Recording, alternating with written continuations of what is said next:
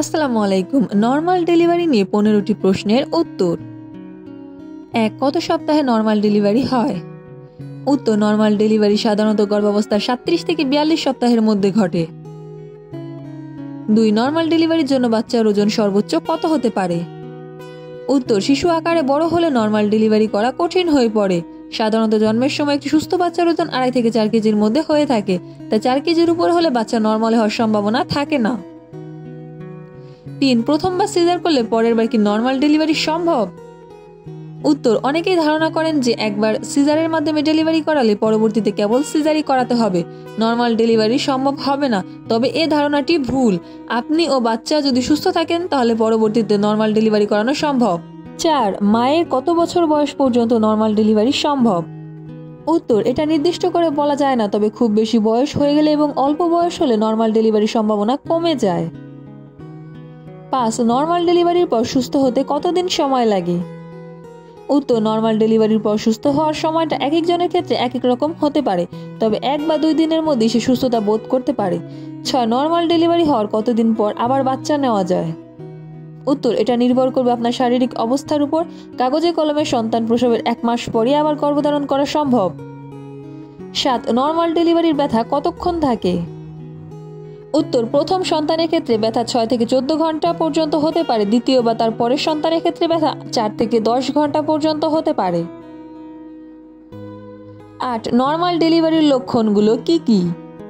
1. গর্ভের সন্তান কিছুটা নিচে নামা। 2. স্রাবের দলা নিঃসৃত হওয়া। 3. শো বা রক্ত মিশ্রিত স্রাব দেখা দেওয়া।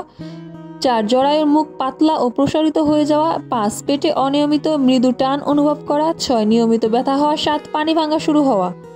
9. নরমাল ডেলিভারি ভালো নাকি সিজার? উত্তর: নরমাল ডেলিভারি পর দ্রুত সুস্থ হওয়া যায়, তবে প্রয়োজনে অবশ্যই সিজার করানো নিরাপদ। 10. গর্ভাবস্থায় কি কি খাবার খেলে নরমাল ডেলিভারির সম্ভাবনা বাড়ে? উত্তর: প্রচুর ফল, সবজি, মাছ, মাংস, ডিম, শস্য এবং দুগ্ধজাত খাবার খান। প্রচুর পানি পান করুন। ভিটামিন ও মিনারেলস জাতীয় খাবার খান। 11. নরমাল ডেলিভারির পর কতদিন পর্যন্ত ব্লিডিং হয়? উত্তর: নরমাল ডেলিভারির পর 40 থেকে 45 দিন পর্যন্ত ব্লিডিং হয়। প্রথমে এই ব্লিডিং এর পরিমাণ বেশি হলেও কয়েকদিন পর তা কমে যায়। 12. নরমাল ডেলিভারিতে কখন পানি ভাঙে? উত্তর: প্রসব বেদনা ওঠার সময় পানি ভাঙতে পারে, আবার ডেলিভারির সময় পানি ভাঙতে পারে। 13. বাচ্চা কোন পজিশনে থাকলে নরমাল ডেলিভারি সম্ভব? উত্তর: যখন বাচ্চার মাথা নিচের দিকে থাকে অর্থাৎ হেড ডাউন পজিশন, তখনই কেবল নরমাল ডেলিভারি হয়। 14. নরমাল ডেলিভারির পর কোন কোন খাবার এড়িয়ে চলা উচিত? উত্তর: বাঁধাকপি, মিষ্টি কলা, স্ট্রবেরি, চেরি, আঙ্গুর, মশলাযুক্ত খাবার, প্যাকেটজাত প্রক্রিয়াজাত খাবার, পানীয়, কাঁচা খাবার ইত্যাদি। 15. নরমাল ডেলিভারিতে কখন সাইড কাটা হয়? উত্তর: সময় চলে যাচ্ছে কিন্তু বাচ্চার মাথা জরায়ুর মুখে আটকে রয়েছে এমন সময় এবং মায়ের জরায়ুর মুখ ছিঁড়ে যাওয়ার সম্ভাবনা রয়েছে, ঠিক তখনই সাইড কাটার সিদ্ধান্ত নেওয়া হয়।